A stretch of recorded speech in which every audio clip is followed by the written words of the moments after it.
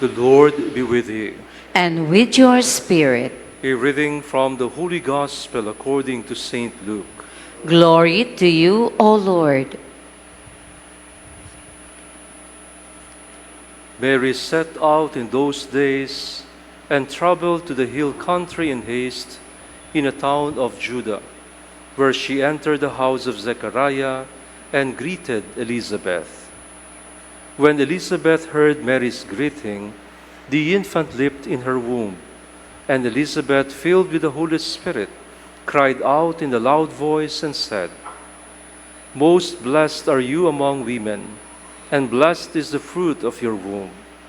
And how does this happen to me, that the mother of my Lord should come to me? For at the moment the sound of your greeting reached my ears, the infant in my womb leapt for joy. Blessed are you who believed that what was spoken to you by the Lord would be fulfilled." The Gospel of the Lord. Praise to you, Lord Jesus Christ.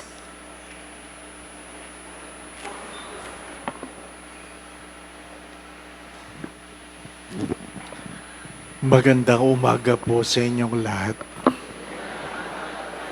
Habang tinitingnan ko po kayo, tayo po ay umunti.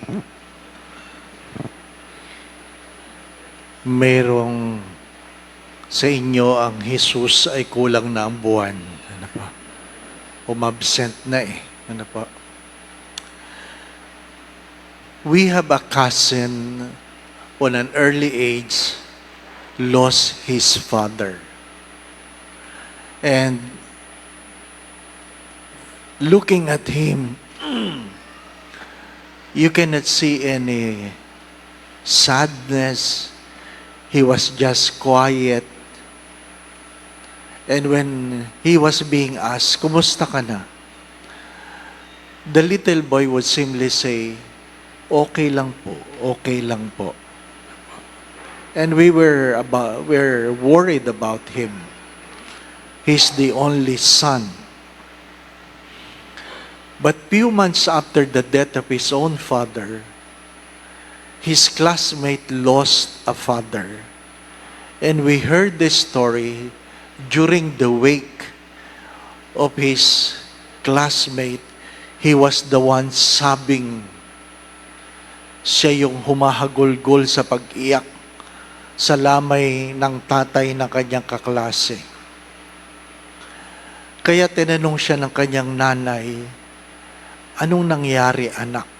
Anong nangyari?" And sabi ng bata, "Namatay po ang tatay niya, wala po ako magagawa, kaya sinamahan ko na lang siyang umiyak. Namatay po ang tatay niya, wala akong magawa, kaya sinamahan ko siyang umiyak." What is empathy? Empathy is the ability to understand and to share the feelings of others. Iba yung sympathy sa empathy. Empathy is the ability to understand and share the feelings of others. A male doctor, one time, we were sharing, humbly said, "Ako, Father, I can scientifically explain to you, even bone by bone, how does a mother gives birth. But I would humbly tell you, only a mother can understand a mother. Only a pregnant woman can explain the experience of another pregnant woman. Kahit gaano mapagmahal ang mister, hindi niya talaga naintindihan ang pakiramdam ng nagbuntis at nanganak na babae. Kaya nga sabi nila, kung ginawa daw ng Diyos ang unang mga anak, Mrs., ang kasunod na taon ng mga anak, Mister, lahat daw isa lang ang anak. Ano po? Kasi hindi kakayanin ng lalaki ang hirap at sakit ng panganganak. Ano po? Kaya sabi ko, ako rin. Ano po? Hindi ko rin alam. Ano po? Minsan, pinakisuyuan ako mag-anoint ng isang nanganganak. Ano po? Pinapasok ako doon sa paanakan. Ano po? Hindi ko na uulitin yun. Ano po? Puro babaeng nakabukaka na buntis, ano po? Kahit saan ka tumingin, ano ba naman ito? Di ba? Nagkamali ako, pinasok ko yun, ano po? At mayroon dong isang babaeng sigaw ng sigaw, minumurang asawa, ano po? Sigaw na sigaw, ang hirap mag-anoint ng gano'n, may nagmumura hindi ba? Ano?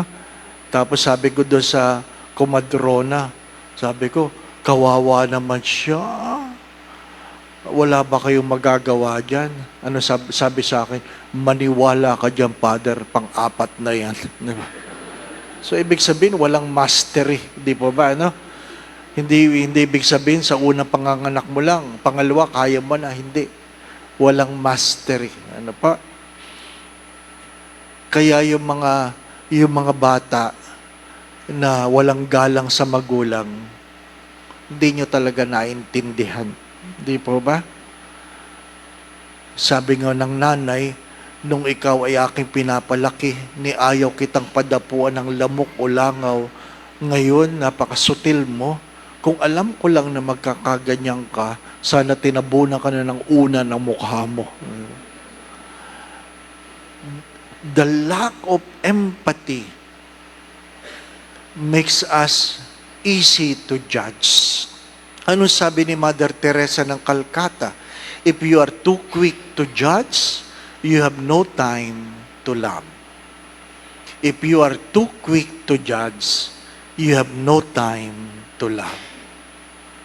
Why?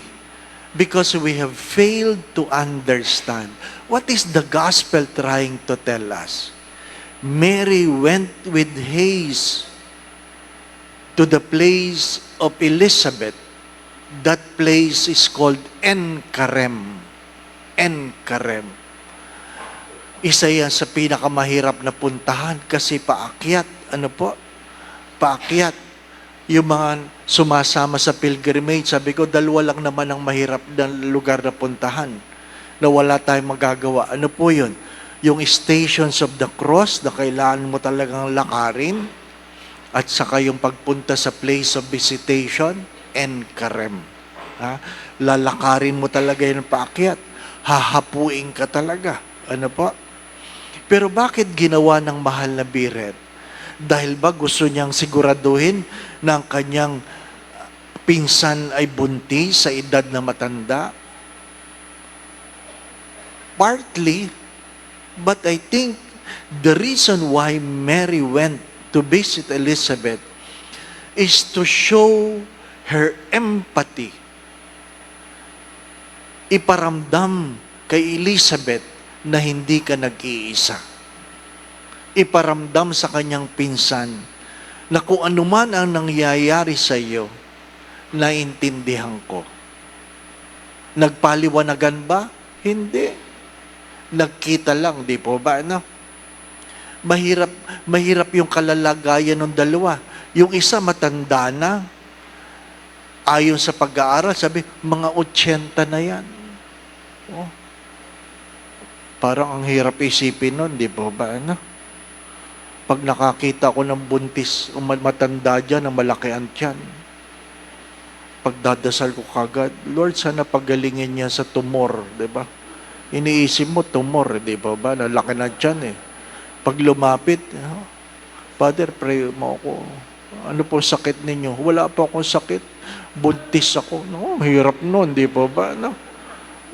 Madali lang, pinagtatawanan ninyo, di ba? Ganon din, kung 13 anyos, buntis. Talagang magkakasala ka. Hindi mo naintindihan eh. Di ba? Ano sasabihin mo? Sabi nga ng mga lasing, ang tanda na, lumandi pa. Di ba ba? Ano? Ganon din naman pagbata, kabata nito, ang aga lumandi. Because we are too quick to judge. We are too quick to judge.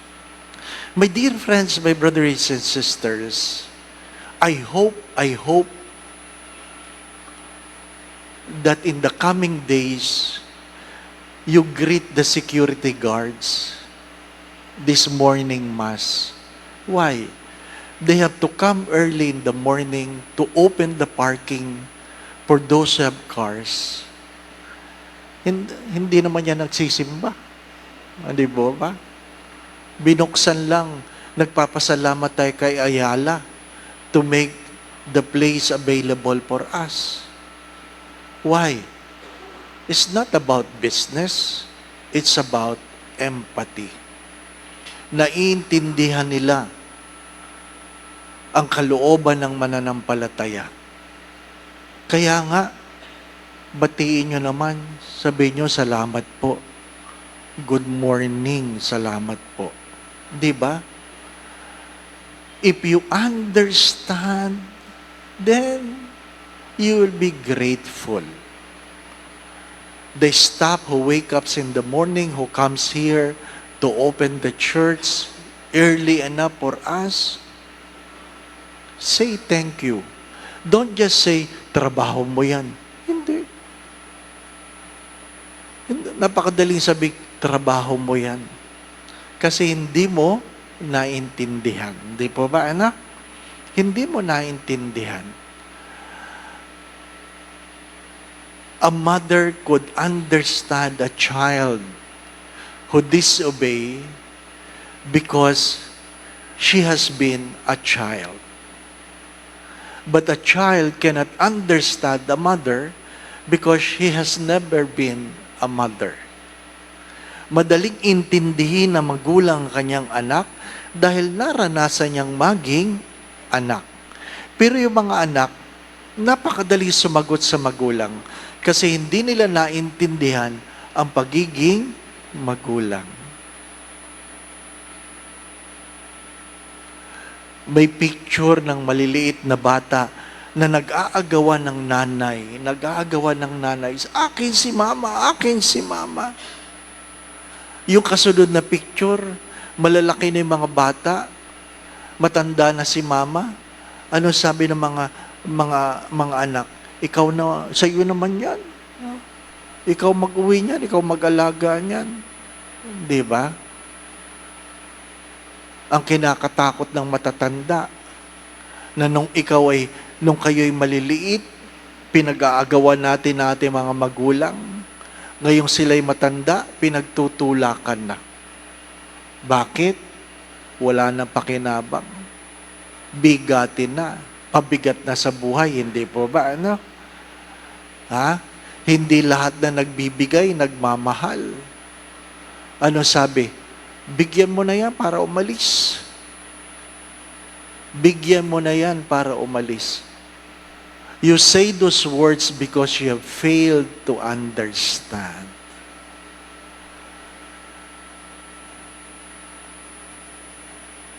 What are the things you have failed to understand? My dear friends, my brothers and sisters, those who have studied the 5 languages of love, some people feel they are loved when they are praised, when they are served, when they are given gifts, when they are hugged, or when they are being touched, or when people would simply sit beside them and spend time, quality time with them. The challenge of today's reading is to ask myself, how much in me demand understanding rather than trying to understand the people around me? You ask yourself, how much in me? Our Lady,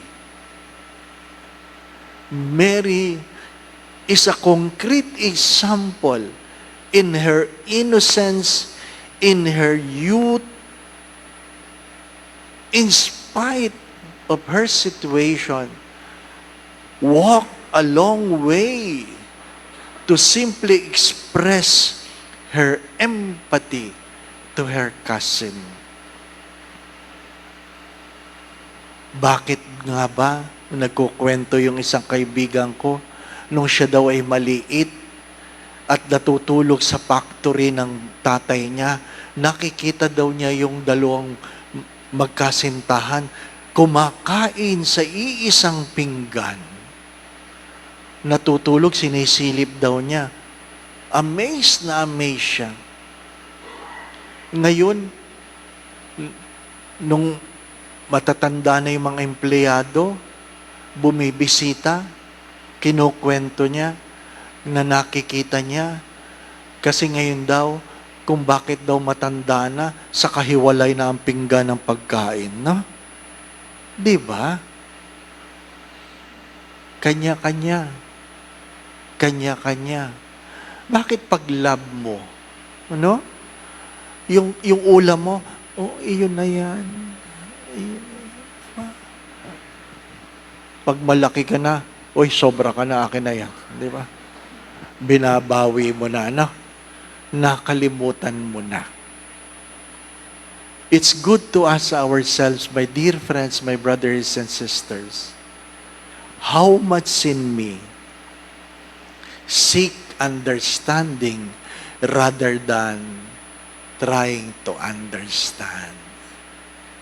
If we try to understand others, especially the people in our own family, then we will be less judgmental and we will have more time to love. Amen. Our experience helps us to understand. Kaya nga, yung ating Love a Parish program, ano sinasabi natin doon? Nagbibigay tayo, hindi dahil meron tayong sobra, dahil alam natin ang pakiramdam ng walang-wala. Yung higit na nagbigay, hindi dahil sila yung mas mayaman. Sila yung higit na nakaintindi. Ano pa? Naranasan ko ang koleksyon sa misa, 1850. 1850. Ano pa? 25 ba nagsimba noon? 1850. Ibig sabihin, mayroong hindi nagbigay. Ano pa? Hindi mo naintindihan. Ha? Bakit mahaba ang pasensya ko sa mga taong mayroong special child? Kasi may pamangkin ako, may special child. Ano pa? They are not sick. They are simply different. Bakit mahaba ang pasensya sa matatanda? Kasi mayroon akong matandang magulang. How we behave speaks of our level of understanding. How we behave speaks of our level of understanding. Kaya ka ganyan kasi hindi mo naintindihan. Or, kaya sila ganyan kasi naintindihan nila. May we learn to try to understand. Mahirap yung tayo lang palaging iniintindi. Matuto ka namang umintindi. The Lord be with you. And with your spirit. And may Almighty God bless you and your family, the Father, the Son, and the Holy Spirit. Amen. We go in peace to love and serve the Lord. Thanks be to God. Konti na lang. Ilang araw na lang. Ano pa? Huwag kayong a-absent.